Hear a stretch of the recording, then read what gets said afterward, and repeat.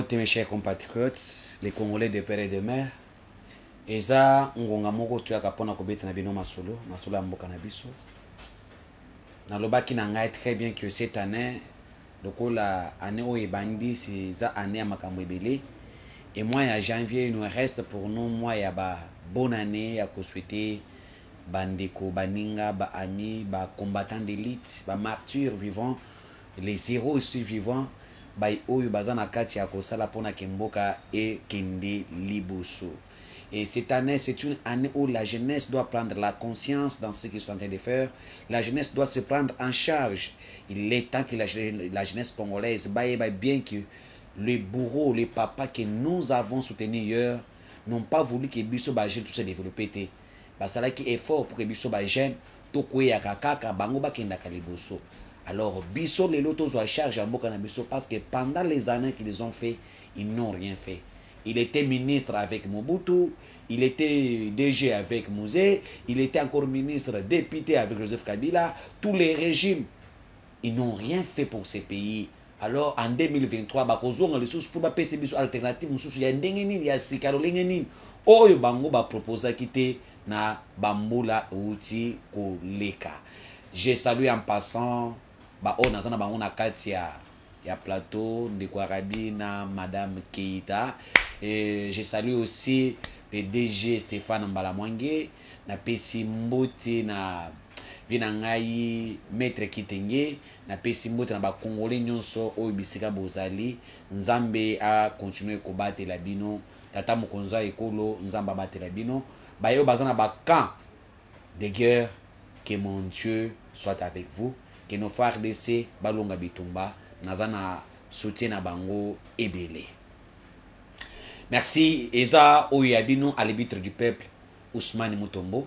Bolanda ngai mingi. Na lingi ba musu bazo benga pona kofinga, ba musu bazo benga pona ko remercier. Oui, c'est notre travail que nous faisons et nous allons que Dieu la vérité. Oyebi bato so balo baka vérité, ba musu balinga la vérité te hein. Bato ba vérité so ka bangoni ba finga ka biso mais ba oyo ba yeba ka vérité Eza yango wana ba pesa ka biso longone so ba pesa so ba orientation te awa likambo information wana ezaki boyete et biso toye na tongo lelo pona ko informer bino. Bo s'abonner mingi na kati ya chaîne na biso BM. Bo pesa wa commentaire na bino. Bolanda ka ba émission na biso tina suka. Bolanda ka biso tina suka, vous allez voir ce que nous sommes en train de dire. Boyo kango bien ko shaka biso na ibandelo bando ko GGT. Landa biso tina suka ndio comprendre que BM eza parmi ba chaîne au besoin informer bino ba information vraie na mboka Congo. Mesdames tozana Kinshasa, nazoya besabino que tango nazoya boinanzela namoni Monsieur Gentini Ngobila. OK, bravo. Félicitations Monsieur Gentini Ngobila de ce que tu fais hein. Nazo peso félicitations mais je dois dire pourquoi na peso félicitations. Au bazo longola ba marché pirate, ba kiosque ba buki, ba nzela nyonso bazo buka, donc bato bazate. Bato bazate bazo buka, ozo sate soko kozana ozalelo na Kinshasa mona kimboka za ulengi mususu. Kasi eloko ezoka musanga nini? Ba komi na poma tete. Toilette publique mo eza côté wana. Ngai na tala ka biloko public. Babuki toilette publique ndeko na ngai. Babuki toilette publique. Bato ba yebi bisika na zolo ba okiti poma tete muka fako ba akram mupanze ba police bazaka wana. Bisika wana toilette publique mo ezaka wana. Donc assainissement babuki no toilette publique. Solo monta yiki masuba suba wapi na balabala. Mais non. Na yebite. Na yebisaka bino so monta zona baki setina ka bato basa bilongo mabe. Oya zo bana ngo eza sala malaba. Babuki toilette publique. O bazo assainir peme na boulevard. Mais bobuki toilette publique. Félicitations. Bobuki ba mesa bato ba kiosque bolongo félicitations. Mais quand c'est beaucoup ta peine à poids lourd. Nazo zela. Balongo la pe morke ya jekoko bisike ezali. Balongo la pe morke ya jekoko. Donc on n'est pas dans un pays où il y a deux poids deux mesures. La loi de la République et on doit soumettre ça qui n'a pas oyo ba faible. Non. La loi est dessus de tout le monde.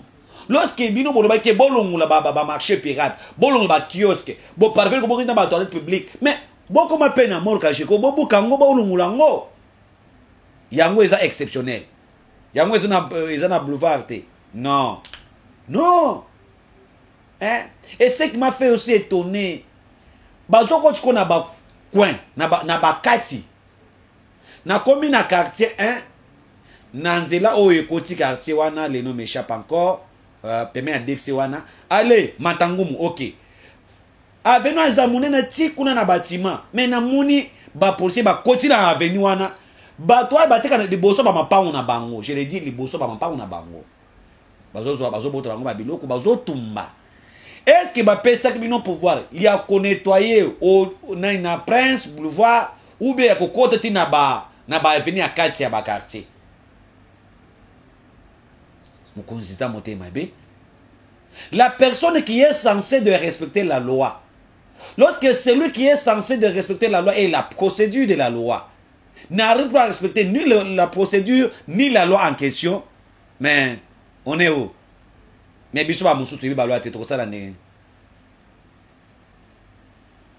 quand on interpelle, on devait les gens abattre.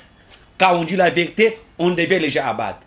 Mais bolingi vérité, bozo kote na ba avenir akati. Bozu ba mesa ba bozo tumba. Quelqu'un le bozo le pa on aye ate kaka. Ce que boto le ba mesa ba ndoko tumba. Pona sala ndengeni. Eza le pa on aye l'état pesa ba quelques mètres sur le pa on ayo. Quand même, tant batini policier ça na boulevard, policier a débordé. À côté na ba avenir. Ce sont des infractions. La destruction méchante. Il faut mettre plainte contre Batouana. Et là, on se Congolais, il y a côté. Il faut qu'on y ait des pour comprendre que mon Zate. Merci, merci beaucoup. Naye lelo, tobeta masolo. Masolo na zobe trebino, lelo par papa information na yango. La loi foncière, mbutu na kati ya parlement. Les députés corrompus ont voulu vendre le pays. Bande konangai. Na kwebisi bino makambo oyo avec des précisions. La loi foncière. Oyo ba continue la réforme sur la loi foncière. Na katia parlement, quand je vous dis là, après avoir fait son adoption na katia parlement, et qu'il y a un Sénat pour la seconde lecture, hey, Zambi nangai. Bateki Mboka, les ennemis du peuple, le ministre Moulin de Sakombi, va expliquer le peuple congolais. Il dira quoi à nos enfants, à nos arrière-enfants? Ça, c'est quelle façon de faire des choses? Il faut voir que le ministre Moulin de Sakombi a un ministre ou caméra tina na gouvernement. Parce qu'il y a des gens qui se disent non, non, non, non. Lorsque vous avez vos ministres qui sont dans le gouvernement et qui travaillent contre le peuple congolais, sachez que c'est votre politique de votre parti. Sachez que c'est la politique que vous êtes dans votre parti. Mais vous êtes le premier à être modèle, à critiquer. Alors que les gens à qui vous avez envoyé au Parlement ne font que votre vision.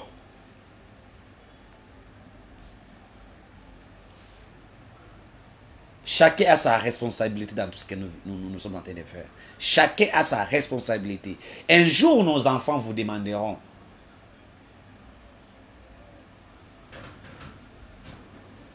Ministre, ça a réforme dans la loi foncière. Il faut des réformes. Mais cette réforme tue la République. Cette réforme, ils ont fait ça. Toi, tu peux imaginer la loi de la République. Oye ko sala pona ko protéger Mboka. Loi oye ko protéger Congolais. Kanyaka etambu na parlement pour ba voter loi wana. Kanyaka etambu na parlement. C'est kanyaka etambu ça dit que ils ont un avantage. Ya ba to moko songolo. Ndé ba telema ki loi wana. Je demande au président de la République de ne pas accorder son intention dans cette loi.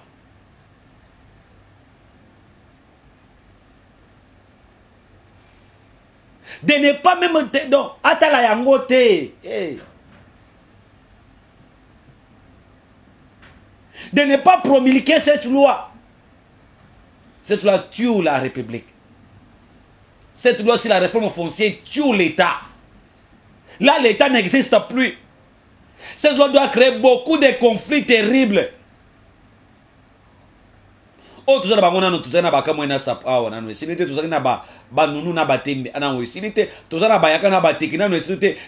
là-bas, c'est toujours ça. Donc, aujourd'hui, vous avez une loi qui doit créer encore beaucoup de soulèvements, qui doit créer encore beaucoup de guerres ethniques. Oh, l'État qui gère encore les choses bien.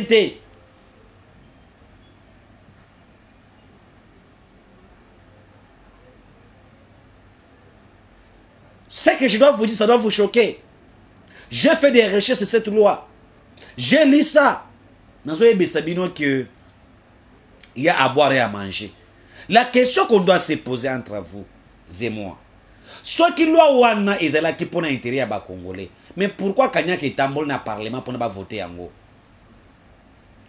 Les Rwandais sont derrière cette loi. Naïbisa Kabino awa. Les Rwandais qui sont au pouvoir, dans le Parlement, qui sont dans d'autres, dans la sécurité majeure et autres, ils financent ça. Aussi, au moins, dans mboka nini balobi que non, soko kosumba ba hectare, mais aux a droit na oya ko exploiter pas étranger kosumba ba hectare na ye, il doit exploiter pendant 99 années. Presque 100 ans, un siècle à Mobimba. Dans quel pays? Dans quel pays que vous allez voir que un étranger ailleurs a payé ma belé dans Mboka wana, il peut l'exploiter pendant 99 ans. Boteki Mboka. Mais ce qui est dans 99 wana, a Botswana, bana eba koleli wana, ba Botswana, après on va voir comme ça que bolong na ma belé, ça qui a biloté ça ba koko na bisoté. Vous allez créer quoi? Vous allez créer quoi? Est-ce que les autorités réfléchissent quand même?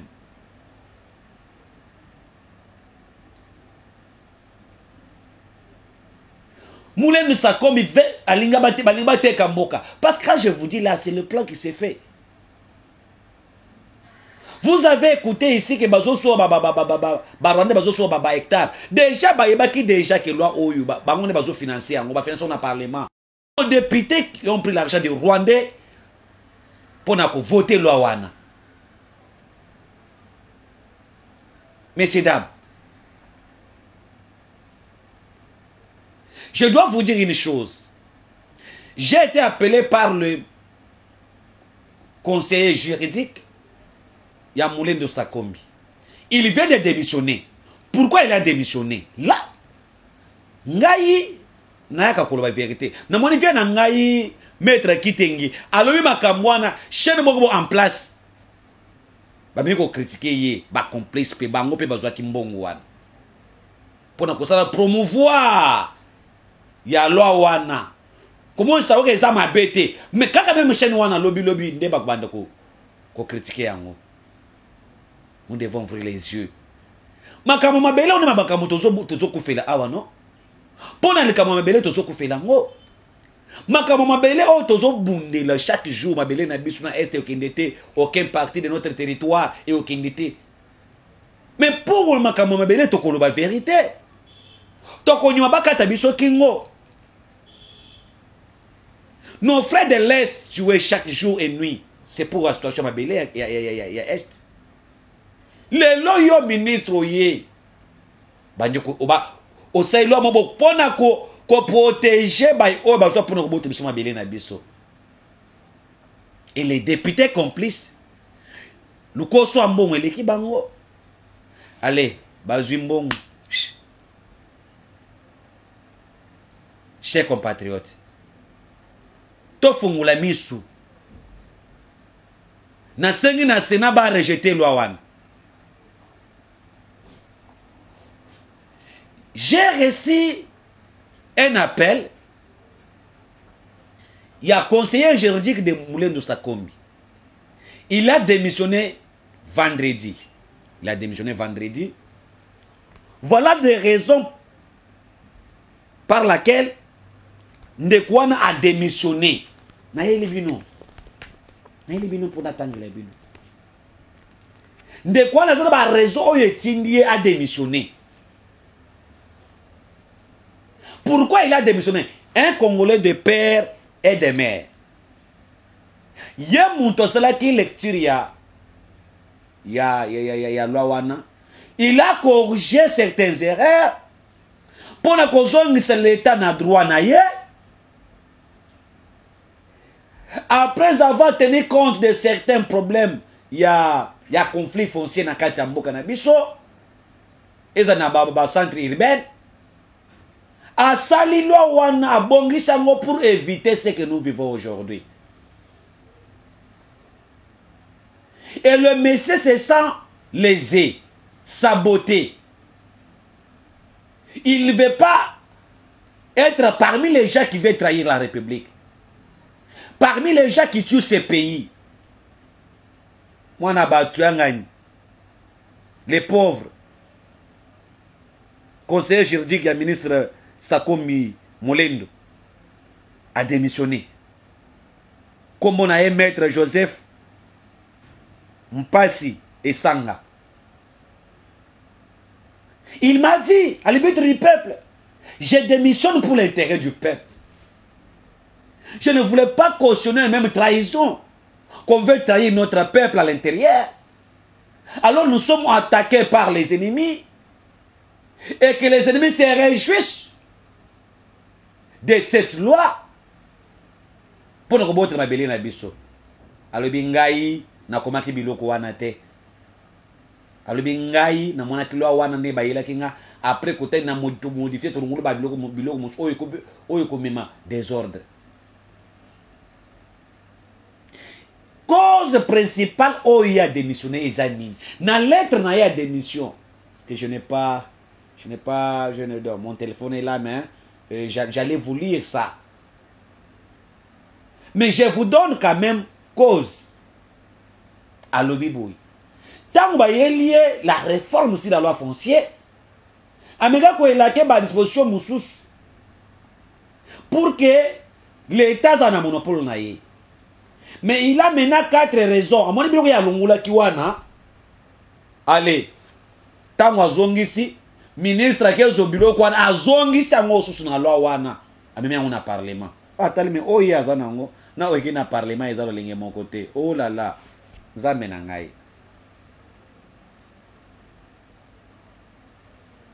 Nde appelé 4 causes. Oh et sali que yé a démissionné na cabinet ya ministre. Ya les bosso. De la création d'un domaine foncier à la propriétaire. Dans les principes fonciers. C'est-à-dire quoi? Yo osumi ma belé. Osumi 20 hectares. 20 hectares on est commis à yo. Ma belé on est commis à l'État n'a plus les droits. Maman nangai. Sur parti à belé osumagité. Tu peux faire tout. L'État n'a plus les droits. Bah violer la loi de Bakanjika. Qui dit les sols et les sous-sols appartiennent à qui? À l'État. Lorsque mon a payé ma belle 20 hectares, 10 hectares, bah comme il est, ça devient propriétaire naïe. L'État n'a plus les droits sur ça, n'a plus les mots à dire sur ça. Il peut faire tout. Alors peut-être un pétrole à ma belle ou à exploiter l'État, c'est le côté. Parce que ça peut mener naïe. Il peut permettre même les Rwandais, l'État n'a pas les droits. Maman na maman. Cette disposition, maître au Nazoloba, à l'Ongula qui a ngo. Avec l'État, il faut en pouvoir naïe. Moulendo Sakombi à Zongisia. Deuxième raison, du rejet de la terre comme propriétaire de l'État pour comme les chefs coutumiers, les étrangers. Balongo les pouvoirs non sur l'État na makambo tali je suis à mabele. Eh. Balongolo autorité non soit l'état. Ba rejeter le principe que les sols et les sous-sols appartiennent à l'état. Ba rejeter en.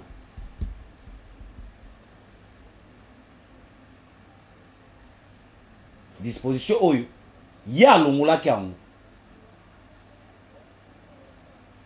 Alongola kiango. Makamozo na mboka na biso. Ministre azui azongisi yango. Ba réduire pouvoir ya l'état. Ba pesi yango et pas acheteur, propriétaire. Là l'état n'est plus propriétaire. Quand l'état n'est plus propriétaire à ma belle, mais c'est-à-dire mon tramoto, ça la mboka na kati ya mboka mususu.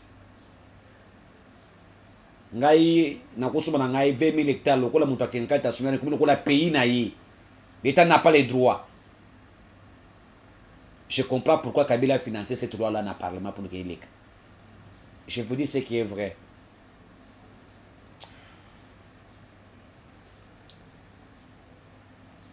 Trois.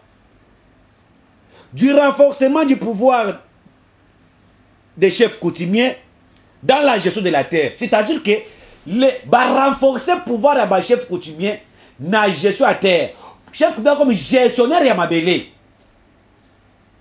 Oh, je te dis que dans la loi, chef coutumier azalaka protecteur ya mabele, pas gestionnaire ya mabele. Dans le bien azalaka protecteur ya mabele, pas gestionnaire ya mabele. Moulin Sakombi a petit chef coutumier à la gestionnaire à ma belle. Quand on est gestionnaire de terre, au côté de Nengolingi, hey, Bandeko Yangai. Oh, tu as dit que lorsqu'il y a des conflits dans Bamboka Nabiso, c'est les chefs coutumiers qui créent des conflits. Les conflits coutumiers, beaucoup de ma belle, c'est ma chef coutumier. On est à Zoua, à Salamoussala, il y a gardien de terre. Va renforcer, va commissionner un gestionnaire de terre. Quand un chef coutumier gestionnaire de terre, à quoi côté que naïe bisque non soit lingi, à quoi côté que le compagnon soit lingi, il y a un danger sur ça. Disposition de quoi dans l'ongola kia. De la création d'un cadastre communautaire.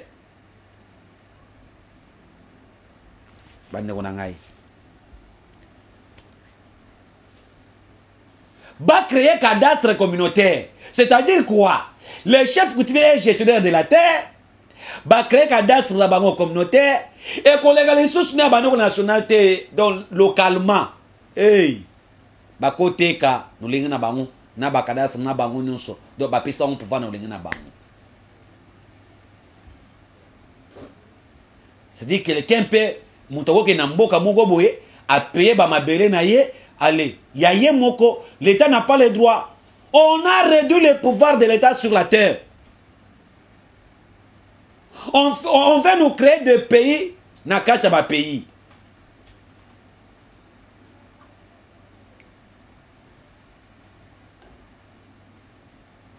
Toza wapi? Toza wapi na mboka oyo? Toza wapi? Mais lorsque nous on se lève pour dénoncer ça, et les gens commencent à nous attaquer, on n'est pas contre le ministre, mais on est contre sa réforme. Une réforme qui crée des problèmes. Si ce que je dis, c'est le contraire que le ministre m'appelle. Ah ben, c'est le contraire. Oh, bah, ça n'a pas c'est l'or, bon temps, là, on a Congolais. Nos députés sont là que pour bouffer de l'argent. Donc, s'il s'agit de vendre le pays, et on a un billet vert, c'est fini. En 2023, c'est une occasion. Pour que le peuple souffre un jour. Vous imaginez un étranger, il vient assumer moins 40 hectares. Azana doit exploiter pendant 9 ans. Un siècle. Même en Rwanda, tout le monde sont de locataires en Rwanda. Aucun pays où quelqu'un devient propriétaire de la terre. Jamais.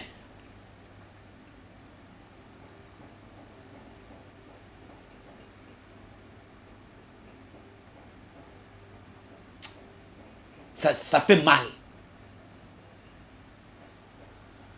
Et nos députés ont pris l'argent. Je n'ai pas vu même l'opposition. Non, ils ont kabala bon, les bossons bon balinga bakote kamboka. Ils ont pris cet argent. Quand je vous informe, j'ai des vidéos, bien sûr, qui m'informent tout simplement qui voient. Les Rwandais, ils ont payé par hectare. Les gens de physique, quand je dis là, mes amis de là, bah yebi, ceux dans le contre, bah ben ngai bah lengi musus. Bah zo teke hectare moko na $1000, ça dit que bah Rwandais bah za kuna, bah zo payer bah hectare kuna mon panzi wana bande kuna ngai. Cette loi vient encore renforcer ce qu'ils sont en train de faire déjà sur le terrain et pas bah éviter le caméra. Les Burundais veulent acheter les Rwandais. Qu'est-ce qui se passe là-bas? Au Téglé Rwandais, Mabélé hectare moko, $1000, à jusqu'au $1000, pour ça, à Bakisili Moutalobi, merci parce que au Téglé Mabélé. Est-ce que vous n'imaginez pas que c'est qui est derrière tout ça?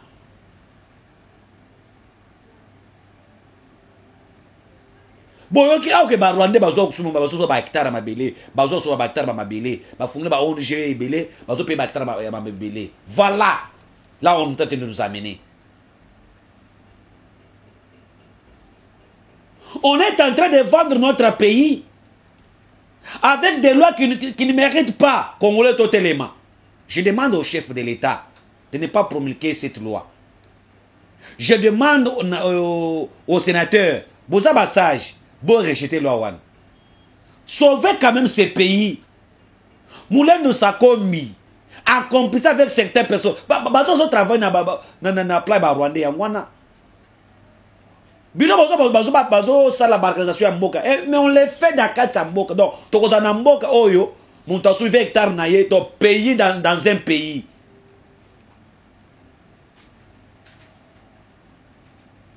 Na sengi na ngata mkonza mboka soki remanima eza muntu lokola mulendo sakombi bochera na pembeni bochera na pembeni.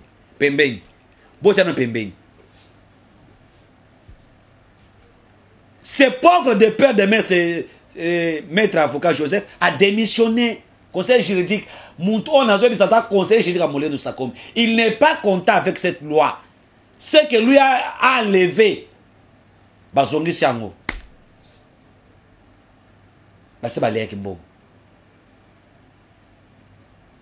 Pourquoi la trahison à ce niveau? Mon toyen n'a qui a payé ma belé 20 hectares à exploiter pendant 9 ans. Et ça va mon paya. Et puis il a les droits. Il devient propriétaire du terre. Tout ce qu'il peut faire là-bas, personne. Mais wapi biscal l'État. La loi Bakanchika. Les sols et les sous-sols appartiennent à l'État. Et ça wapi. Les ennemis du peuple, tout ça n'a pas. On favorise déjà. Quand je vous dis, j'ai des informations. Les Rwandais, les Burundais achètent des terres là-bas. 5 hectares, 10 hectares. Mais pourquoi? C'était bombe à retarder. Tout ça là où il peut permettre aux Congolais à longue. Je viendrai sur ça avec beaucoup de vidéos. Et je pense que je suis avec vous cette semaine à Zanabinou. Qu'est-ce que le ministre pense au moins? Il pense à quoi? Voilà la gestion déjà des caméras dans le gouvernement. Caméra est au courant de ça, la complicité.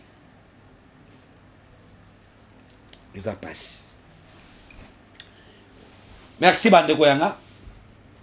On avance avec vous. Vous allez d'avancer.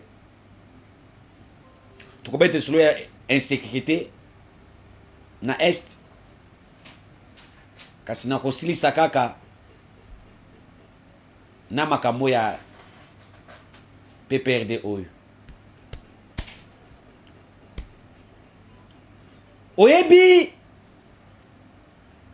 Makambo nga na yo soki eza vrai. Eza moi passe. Je commence d'abord ici tout près, c'est abandonné. Avant d'arriver à Goma. Parce qu'il y a beaucoup de choses là-bas que nous devons discuter.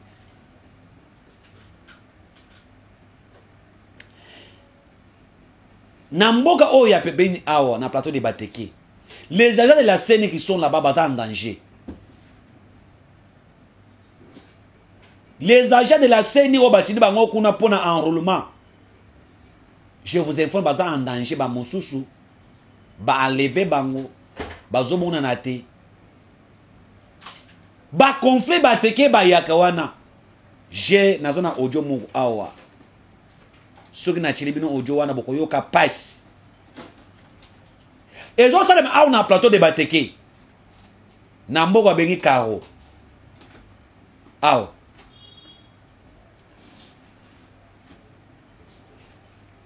Bandek oyo wana ba milice wana ba bloqué plus de 4 à 3 centres d'enrôlement ya karo. Bato baza kisa ba yebi mboka ya karo bazana ezana plateau de Bateke. Côté à Menkao. Mais bazui baton en otage. Ba ministre bazo se faire enrouler na makasi. Na ba minduki. Ba yebisi mutu ke enrouler biso. Ba koya 100, 200 bazo ba carte na makasi. Ba sibini mo bien awate ti en ekosila. J'ai un frère là-bas à Kimikuna, il est venu me donner les informations vraies. Non. L'insécurité là-bas. Et bon, si bandeko ya bispe boti bango pe kuna, ba congolais. L'État allait assurer la sécurité pour la bateau, ba centre d'armement et Salema. Bazoya na ba machette, na ba mindoki, ba désarmer bango. Ba musu bazoum bango sur place wana. Ba tumbiye.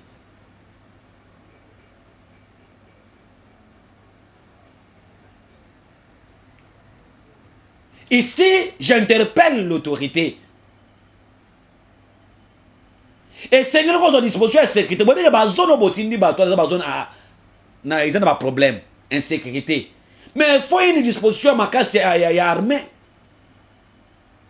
Mais quand je vous dis que les gens sont pris en otage, ni le roi les athées, bazo ça va biloko na makasi.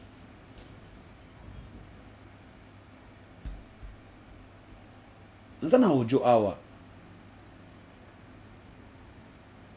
Nazana audio awa. Soki na koyoki sebino audio boko yoka audio. Mais c'est terrible. Muntu azakuna azolela. Na sengi na bakonzi oya mboka Kinshasa ba renforcer les forces armées sur le terrain mpanzi wana ba mboko no soit premier plateau de Bateke pour nous permettre en remettre na malam désordre za kuna ba milice wana. Donc je peux dire ba milice wana ba yakana Bateke bazo sala bazo sala kuna non kimi ba nyoko kota mais kimi yango c'est que les gens ont rencontré sur le terrain ngai semaine oyo fona na koma na plateau. Nous avons une investigation dans l'AI. Ils ont déjà informé Bino. Mais j'aide les gens qui travaillent avec moi sur le terrain. Dans le bureau de vote. Dans le moka bakaro. M'ont donné les informations vraies. J'ai reçu hier quelqu'un où Akimi, Azama, membre Nani, Azamutu Aseni, Akimi Mupanzwana, donc abondé les amener à Bimaki côté one. Pardon. Il faut prendre certaines mesures pour que bande qu'on a besoin de panzuana ba kuyate.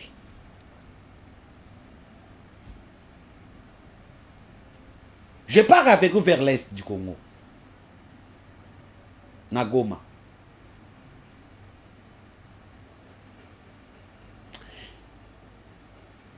C'est étonnant ce qui m'a cambo nazoyoka. La population qui témoigne, c'est vrai. Va découvrir na kati armée ya Kenya. Armée sous région AEC. Le peuple de Rumangabo. Ils ont découvert au moins qui va rebelle à M23, les anciens rebelles na kati ya équipe wana ya ba militaire Kenya. Et là, quoi n'est salé mindengeni? La raison pour laquelle bazo ba M23 bazo ya manana ba bazo ya manana ba soda Kenya. Bazo pesa na bagalan, bazo ya man comme si n'a rien. To fongola misu. La population sur place taba moni contingent ya basoda Kenyan ba koti.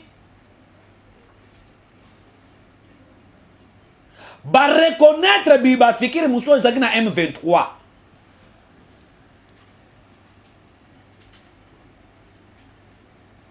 Les Rwandais sont dans cette composition militaire Kenya.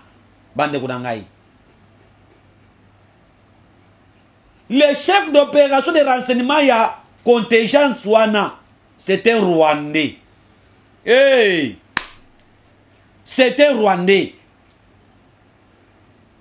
Makambo j'ai eu le temps, il y a ça là investigation. Celui qui est nommé comme général ou bien major en matière de renseignement et les opérations de terrain, na force wana ya Kenyan aza bobele Rwandais. Alors comment ça doit se passer? Et moi je comprends de l'autre côté, les M23 bazo se prennent na basoda AEC, bazo se prennent ba contingent Kenya, c'est comme ce sont des amis, bah yebana déjà. On est où?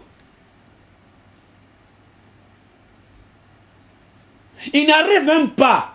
Il n'arrive même pas de faire comment? Il y a quoi attaquer Bango. Mais la force est obscure. Si c'est lui qui est censé de faire les opérations de renseignement, Azamoutu ya Bango. Dis-moi clairement, comment ça fait-il que Batouana Bakoki ko banga?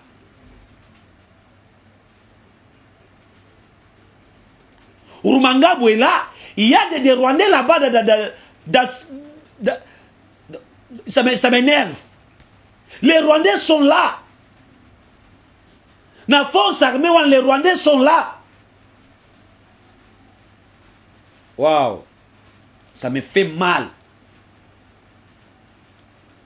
C'est réellement ce que j'ai, ce que nous sommes tentés de recevoir comme les informations. Toseba Konzamboka, non. Non. La raison pour laquelle on ne voit absolument rien sur le terrain, bazo pesa ba bijou lokola moi sina mobali. Oh totiki kibunda. Kibumba. Allez, ba musu bazawan, mais bazo ko sabiso. Et j'ai été estomaqué quand j'ai vu na Rumangabo un cadeau de M23 dit que non. Je peux aller jusqu'à Kisangani, je n'ai pas une armée qui peut me freiner dans le chemin, dans Nzela Nangai. Et c'est un Rwandais qui parle comme ça. Les M23 ne sont pas inquiétés. Qu'est-ce qui se prépare derrière tout ça? Mais il y a quelque chose que je voulais aussi modifier. Oh, tango bati kibumba kaka ba Kenyan de bazawana. Non, j'ai fait les informations aussi. Tel que nous vous disons la vérité, nous vous disons sur la vie de l'autre côté. Le militaire Kenyan bazamuki. Na bazone me bazotika. Il y a aussi nos policiers qui viennent là, qui sont là-bas. Na kati ya bango wana ba far de baza fait partie aussi na ba groupe o bazotika na bisika wana. Parce que les militaires kenyans bazamouké, les femmes viennent pour renforcer la sécurité à zone. Nos femmes de ces bateaux à la loupe. Bazape na kachuana. Tout ce que les gens nous disent, non, bazate, les zones tampons, il n'y a pas de zone tampon. Nos policiers sont là. J'ai des images de policiers nabiso bazawana, bateau bazakuna, nous avons les informations avec les journalistes qui sont sur place.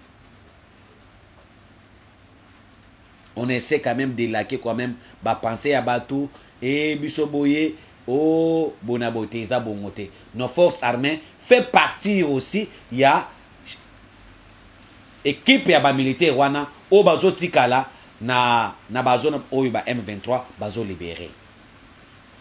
Mais nous devons être vigilants. Il faut renforcer nos FARDC.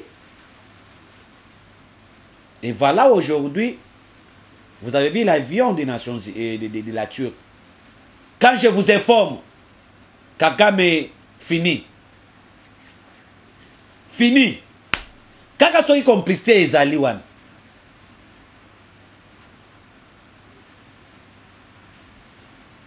Pourquoi nous avons bongo? Bon, les pays frères amis. La Turquie s'est montré premier pays frère et ami. Bota la image wana. L'avion de la Turquie est quitté. Na Istanbul canabiso. Na ba arme. Balobi ko tu ezana ba rotation. Wana eza première lot. Mususu ba mususu ba ezana nzela bazo koma déjà. Wana eza Turquie moko. On doit finir avec les Rwandais. Fini la régression avec les Rwandais. Ne faut pas suivre ce que vous avez suivi les messieurs là, incirconcis de son état, Kagame. Un homme incirconcis qui dit devant les gens non, Sokio, avion de Kébaba Soki, et à Congo, c'est une petite maladie, on cherche les médicaments pour eux. Un homme faible. Je ne peux pas me parler de lui ici. Hein. Mais notre armée commence à prendre d'autres allures avec des matériels modernes. J'ai plusieurs noms de pays qui sont déjà alignés pour renforcer RDC. Non, les Rwandais sont aussi là-bas. Et beaucoup de communes avion ba côté ba matériel oh bazo pesa soutien oh tozo suma siko ba pesi to payer mususu bazo pesa mususu biloko raka ya récit. Et les Rwandais ils ont comme 27e province en Boganabisu. Parce que si vous n'avez pas écouté, on a l'année en France 24, dans TV5, il y a déjà les débats qui commencent que la RDC veut se prépare pour faire la guerre en Rwanda. Ça se dit déjà. Ça se dit déjà. C'est une façon que nous devons faire que notre armée soit l'armée moderne, très disciplinée. Il faut renforcer notre armée afin de finir avec ces choses. Mais nous devons assurer la sécurité de notre peuple. Le peuple a besoin de la sécurité. Nous devons travailler pour l'intégrité territoriale de Nabiso. Nous devons défendre les Bisomboka Oyazate sur les Bisomboka Congolais. Nous devons défendre Namboka Nabisote. Dossier à sécurité, on a Kolobelango Mingi. J'ai des éléments, mais je dois vous parler ça mercredi aussi. Des éléments que j'ai. Nazwata ya Kolambango. Kosa sur ba investigation makasi na koyela bino ngo lisusu. Misida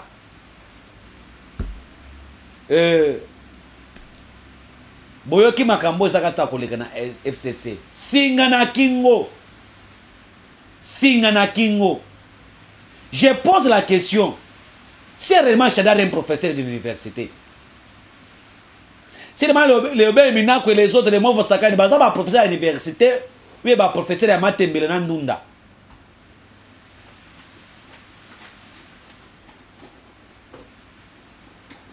Les FCC, ça montre clair que Baba Kousouné Moïse Katumbi. Bako Sabinoté. Déclaration na bango ba outi ko sa sorti na bango raté. Oh, toko sa enroulé. Mais tu as une élection, il y a une élection de parce que c'est le moyen d'aller aux élections, il faut avoir la carte électeur. Parce que yo ça oh, si on ose, il y a combien de candidature mususu, tu paralyser mbok. Bango bazana ba intimidation. Balobi so ba interpréter constitution mal. Pour nous rejeter bakana bato mususu, bango ba faire soulever bato. De pour na FCC, candidat Joseph Kabila za est valable. Isa kindoko bien ndenge nini. Bazo be candidat à Joseph Kabila, isa valable. Mais bien que ne pas élection té. Candidat à Joseph Kabila comme valable ndenge nini. One il faut qu'on aille avec des naissances, avec la politique.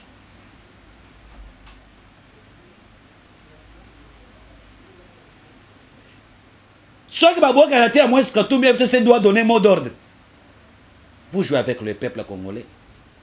N'arrive pas que Joseph Kabila qui n'a vu dans Ngayata na Boutou. C'est que moi je retiens à Joseph Kabila. Et ça kaka fausse commune. Et ça la mort de Chebeya, de Rosé Moukine, de Kapangala. Et ça détournement chaque année de 15 milliards de dollars américains. Et quand on a ma poche à Batou. Ce que je cherchais à Joseph Kabila, c'est ça. Fini la récréation. Les projets de Cheng Sentier. Botika. C'est que moi, j'ai rejeté à Joseph Kabila, c'est ça. Fausse commune, Kosumba Kingakati, Kobomazo Yabiso. Bon, c'est ça. Les restes, je ne me retrouve pas. Je ne vois pas un Congolais de père et de mère conscient qui peut aller dans Katia et dans côté de Joseph Kabila qui peut ses chances à Salaki Boako Kozongate. Azong. Azong à cause la mienne. Je ne vois pas ce Congolais là. Je ne vois pas ce Congolais là. Et ce que je dis maintenant, ça me concerne moi. Je ne vois pas un candidat qui peut déranger l'électorat de Félix Tshisekedi jamais. Là, je vous dis, hein, Bobo Nabino, moi je l'ai dit. Boko Nabino, Moutoua Benga, Osakanaka, Toum, Obonaboy, je l'ai dit. Je ne vois pas un candidat qui peut quand même déstabiliser l'électorat de Félix Tshisekedi jamais. Pourquoi j'ai dit ça? Quand même, on a ma cravate pour ça politique. Moi, j'ai politique. C'est lui qui peut plaire que l'électorat n'a dérangé ça Martin Fayoulou. Mouton ça va insomnie que l'électorat n'a dérangé ça Martin Fayoulou. Pourquoi? Parce que Martin Fayoulou tel qu'il est là, c'est grâce à Moïse Katumbi, c'est grâce à Mbemba, c'est grâce à Mboussina Moussi, c'est grâce à Adolphe Mouzitou qu'il a été élu. Aujourd'hui, il n'est plus avec Katumbi. L'électorat de Katumbi va voter. Il a perdu. L'électorat de Katumbi va voter. Aujourd'hui, il n'est plus avec Mouzitou. L'électeur de Mouzitou va voter Martin Fayoulou. Aujourd'hui, il n'est plus avec Mboussina Moussi. Les gens de Mboussina Moussi ne voteront jamais Fayoulou. Aujourd'hui, il n'est plus avec Mbemba. Les gens de Jean-Pierre Mbemba ne voteront jamais Fayoulou. C'est Fayoulou qui peut plaire, qui a peur de l'électorat naïe. Pas Félix Tshisekedi. Il a gagné les élections. Lui, il était lui avec Kamere. Ils ont gagné les élections. Il faut réfléchir 1000 fois. Oui, il a peur. Il a peur. Et il est bonaboy. Mais naïf, c'est si vous réfléchissez quand même. Il ne faut pas réfléchir comme non, naïpité, n'a pas ce matin, manine. Comme les fous. Même maman Mouté qui m'a témé, réfléchit mieux pour les cabinets, cravate comme un politicien. Les ménopauses politiques.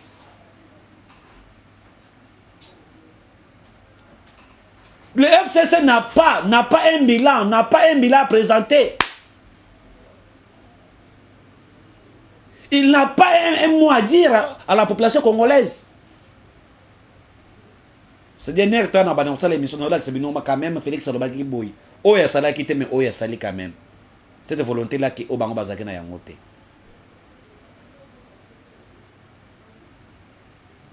Kuna ko tu n'as pas perdu bobina neza kuna. Kastoko tala. Tota so ba usaolete ba okima a oba tuyo saolete na kindu. Obona boy. Ba ko kena ko saolete baza ta lokuta. Baza na ko saolete lokuta. Ce que vous avez l'élection na niveau si vos lecteurs ne sont pas saolete, vous réclamer sur victoire des îles. On va appliquer l'article 64. Vous êtes malade. Est-ce que vous êtes en bien? Merci, chers compatriotes.